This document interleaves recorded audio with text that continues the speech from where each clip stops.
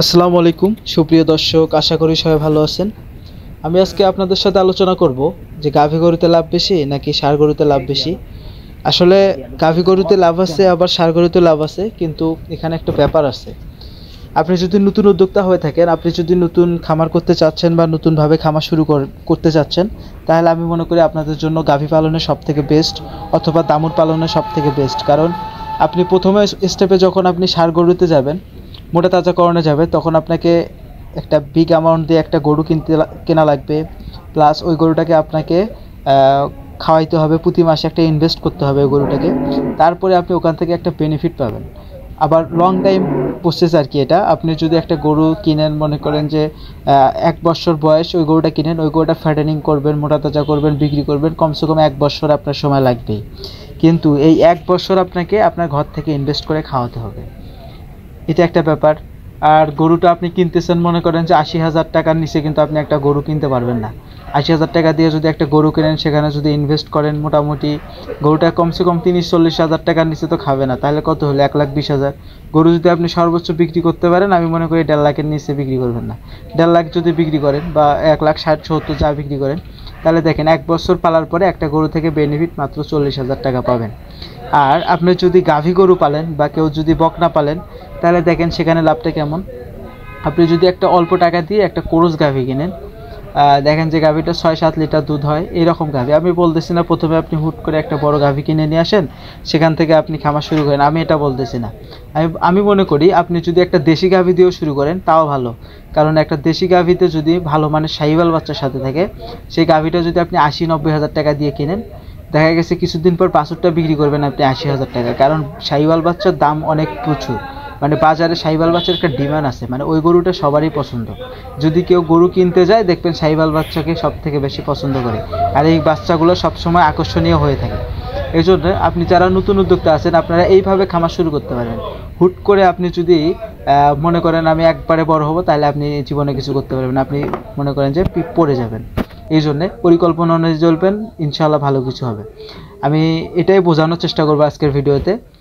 আসলে আপনি যদি একটা দেশি গাভী, আপনার মূলধন 1 লাখ টাকা মনে করেন, আপনি একটা যদি দেশি গাভী একটু বড় সড়ো কাঠাম দেখে কিনলেন, গাভীটা যদি বীজ দান যদি কনসেপ্ট করে, তাহলে তো আলহামদুলিল্লাহ আবার বাচ্চা পাচ্ছেন, সে উৎপাদন হচ্ছে। আবার যদি সে বীজ না আটকে, তাহলে আপনি সেটাকে ফ্যাটেনিং করে বিক্রি করতে পারছেন। যদি মাংস হিসেবে বিক্রি করেন, 70,000 টাকার নিচে বিক্রি করতে পারবেন না। ধর 80,000 টাকা দিয়ে যদি গরু কেনেন, মাংস হিসেবে বিক্রি করেন 70,000। আবার যদি বাছুরটা 6-7 মাস পরে যদি হয় 80,000, তাহলে আপনি দেখেন ওখান থেকে মোটামুটি একটা বেনিফিট পাবেন। আর ওই গরুগুলাকে কিন্তু বেশি খাওয়ান দিতে হয় না। আপনি অল্প ইনভেস্টে আপনি মোটামুটি একটা লাভবান হতে পারবেন। আর বাছুরটা মনে করেন মায়ের দুধ খায়, মনে করেন যে 80,000 টাকা হয়ে যাবে, এটা কোনো মিস নেই ইনশাল্লাহ।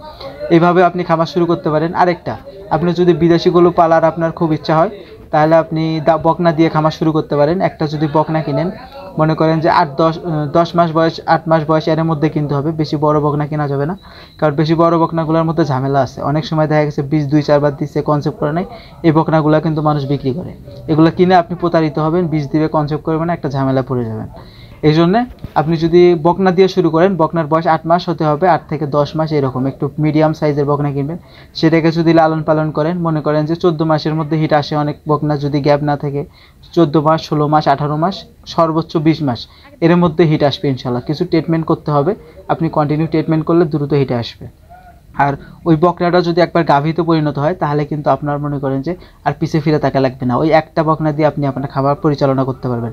ওটার যদি মোটামুটি, আগে সবথেকে বড় কথা মানসম্মত কিনতে হবে। যদি দুধ প্রোডাকশন 15 লিটার প্লাস হয়, আপনি ওই একটা বকনা যদি গাভীতে বানাইতে পারেন, আপনি ওর সাথে 2-3টা দেশি গরু পালতে পারবেন। আপনার কোনো খরচ লাগবে না, আপনার ওই গরুই কিন্তু আপনার মানে সব খরচ বহন করবে। এইভাবে খামার করা যায়। কারণ বকনা দিয়ে শুরু করলে আপনার অল্প টাকাতে হচ্ছে। আপনি মনে করেন যে 70-80 হাজার, 90 হাজার টাকার মধ্যে একটা ভালো মানের বকনা পাবেন, এটা দিয়ে শুরু করতে পারবেন। মানে যাদের ইনভেস্টমেন্ট 1 লাখ টাকা, আমি সেটা নিয়ে বলতেছি। তারপর আপনি যদি মনে করেন যে আপনি গাভী কিনবেন, তাহলে আমি মনে করি কোরসের থেকে একটু ভালো এই গাভীগুলো কিনতে পারেন। কেমন গাভী কিনবেন, এরকম ভিডিও আমার খামারে, আমার ইউটিউব চ্যানেলে দেওয়া আছে 2-1টা। আমার এক চাচা কিনে আনছে সেদিন, 1,40,000 টাকা দিয়ে দুধ হচ্ছে 8-9 লিটার, ওটার ভিডিও আমার ইউটিউবে দেওয়া আছে, আপনারা চাইলে দেখতে পারেন। এইরকম গাভী যদি আপনার কেনেন, সাথে যদি একটা বাছুর থাকে, বাছুরটাকে আপনারা কিছুদিন পরে মোটামুটি অঙ্ক একটা বিক্রি করতে পারবেন। যদি দামুর হয় খামারে রাখতে পারবেন, ওটা দিয়ে জাত উন্নয়ন করতে পারবেন। এইভাবে কিন্তু স্টেপ বাই স্টেপ আগাইতে হবে। একবারে কেউ বড় হতে পারবে না, একবারে জীবনে কিন্তু উন্নতি করা যাবে না। জীবনে বড় হতে গেলে স্টেপ বাই স্টেপ পরিকল্পনা অনুযায়ী চলতে হবে, ইনশাল্লাহ ভালো কিছু হয়ে যাবে। আজকে যে আমার খামারটা দেখতেছেন, এটা কিন্তু একদিন দুই দিন হয়নি। আমার বাবা পরিকল্পনা অনুযায়ী এই পর্যায়ে নিয়ে আসছে ইনশাল্লাহ। কিন্তু হয়তো বা আরও আমাদের গরু বেশি হইতো, অনেক দিন থেকে আমাদের খামার, কিন্তু দুঃখজনক ব্যাপার, আমার আব্বার অসুখের সময় সব গরুগুলো বিক্রি করে তার ট্রিটমেন্ট করাইছি, প্লাস আরও জমে বিক্রি করা লাগছে। যাই হোক, আল্লাহ পাক তাকে নিয়ে গেছে। সবাই আমার আব্বার জন্য দোয়া করবেন, সে যেন জান্নাতবাসী হয়, আল্লাহ যেন তাকে জান্নাত নসিব করেন। সবাই আমার জন্য দোয়া করবেন, আমার খামারের জন্য দোয়া করবেন, আমার ব্যবসা প্রতিষ্ঠানের জন্য দোয়া করবেন। আমি দোয়া করি আপনারা সবাই ভালো কিছু করেন, জীবনে উন্নতি করেন, ছোট থেকে বড় হন। একসময় আপনাদের ইচ্ছা পূরণ হয়ে যাবে ইনশাল্লাহ। কষ্ট করেন, ধৈর্য ধরেন, ইনশাল্লাহ হয়ে যাবে। যাই হোক, কথায় আসি, আপনারা এরকম গরুতেও কিন্তু খামার শুরু করতে পারেন। এতে বোঝা গেল আসলে লাভ হচ্ছে সব থেকে গাভী গরুতে বেশি। কারণ একটা গাভী গরু যদি দুধ দেয়, সে দুধ দিয়ে কিন্তু আরও 2-3টা গরু পালা সম্ভব। কারণ এ কিন্তু দুধ দিবে, শুধু দুধেই দিবে না, সে আবার প্রেগনেন্ট হবে, আবার বাচ্চা দেবে, এইভাবে। আর একটা ষাঁড় গরু যদি কেনেন, হয় ষাঁড় গরুতে লাভ হবে, সমস্যা নেই। যদি আপনি একসাথে 5-6টা ষাঁড় গরু পালতে পারেন, তখন দেখা গেছে একটা করে ষাঁড় গরুতে যদি 20,000 টাকা লাভ হয়, তখন আপনি 5টা মিলে 1 লক্ষ টাকা একবারে পাবেন। এটা ঠিক আছে, কিন্তু আপনি 1-2টা ষাঁড় গরু দিয়ে কখনোই মানে ভালো কিছু করতে পারবেন না। আপনার একটা মনে করেন যে লং টাইম আপনাকে একটা ওটার পিছনে পরিশ্রম করা লাগবে, লং টাইম ইনভেস্ট করতে হবে, তারপরে আপনি ওখান থেকে বেনিফিট পাবেন। আরেকটা কথা, আপনি যদি এই যে গাভী গরু পালেন, আপনার যে গাভীর সাথে আপনি যদি গাভীও কিনেন, সাথে যদি একটা বাছুর থাকে, ওই বাছুরটা কিন্তু আপনি মনে করেন যে কোনো ইনভেস্ট ছাড়াই 80,000 টাকা বিক্রি করতে পারবেন। কারণ ওই 7-8 মাসে মায়ের দুধ খেয়ে কিন্তু 80,000 টাকা হয়ে যায়। আর আপনি যদি ষাঁড় গরুতে যান, 80,000 টাকা দিয়ে আপনার কেনায় লাগবে, আবার ইনভেস্ট করা লাগবে 40,000, তারপরে আপনি বেনিফিট পাবেন। সেই হিসাবে আমি মনে করি যে বকনা অথবা গাভী দিয়ে খামার শুরু করা ভালো। আপনি জাত উন্নয়ন করে একসময় আপনার লক্ষ্যে পৌঁছাতে পারবেন। আপনার বাসায় যদি দেশি গাভী থাকে, একটা যদি বড় সড়ো হয়, ওখান থেকেও জাত উন্নয়ন করে কিন্তু আপনি ভালো মানের বীজ নিতে পারেন, ভালো মানের বাছুর পাইতে পারেন। আপনার যে গরুটা আছে ওটা অবহেলা না করে ওটার পরিচর্যা করুন, ইনশাল্লাহ একসময় ওটা থেকে অনেক কিছু হয়ে যাবে। এই যে আমার বাছুরগুলো দেখতেছেন, ইনশাল্লাহ এই বাছুরগুলো আমার আগামী দিনের ভবিষ্যৎ। এগুলো আমার প্ল্যান আছে মোটামুটি একটা বড় করে, মনে করেন যেগুলো ষাঁড় বাছুর, ওগুলো বিক্রি করে দেবো। ওটা দিয়ে আমি একটা ভালো কিছু করতে পারবো ইনশাল্লাহ। আসলে দুধ বিক্রির টাকা দিয়ে তেমন কিছু হয় না। আপনার গরুর খামার মেনটেন করার পরে মোটামুটি একটা টাকা থাকে, হয় আর কি, বিভিন্ন কাজে লেগে যায় আর কি। আর আমার বাছুর বিক্রি করার টাকা দিয়ে আমি যে কোনো একটা ভালো কাজ করতে পারবো। আসলে এই জন্য বাছুরগুলো হচ্ছে মূল সম্পদ। আমি যে গাভীটা শিখলাম এখনই, এই গাভীটার কিন্তু আমি 3টা বাট শিখছি, একটা বাট কিন্তু এখনও শেখি নাই। কেন? কারণ ওই বাট আমি বাছুরের জন্য রেখে দিছি। আমি যখন ওই গরুটা শেখি, 3টা করে বাট শেখি, একটা করে বাছুরকে খাওয়াই। প্রত্যেকটা বাছুরকে আমি এভাবে খাওয়াই। ইনশাল্লাহ যখন আমার বাছুরের বয়স 3-4 মাস প্লাস হয়ে যাবে, ওগুলার আমি ট্রিটমেন্ট করবো, জিঙ্ক খাওয়াই ঠিক মতো, প্লাস দানাদার খাদ্য বেশি করে খাওয়াই। বা দানাদার খাদ্য বেশি করে খাওয়াই বলতে ওর বডি ওয়েট অনুযায়ী যতটুকু দেওয়া দরকার ওইভাবে খাওয়াই।